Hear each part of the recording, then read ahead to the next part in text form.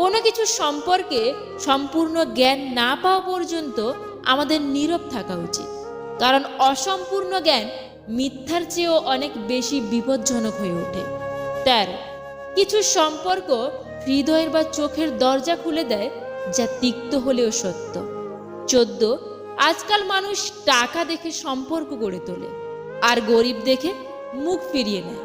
এটা তিক্ত হলেও সত্য।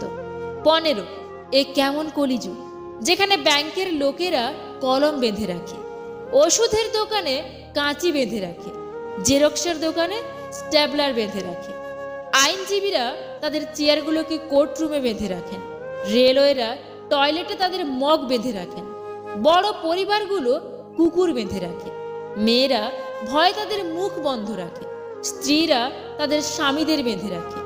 সত্য বললে কেউ বিশ্বাস করতে চায় না, কিন্তু ঠককে খুব সহজে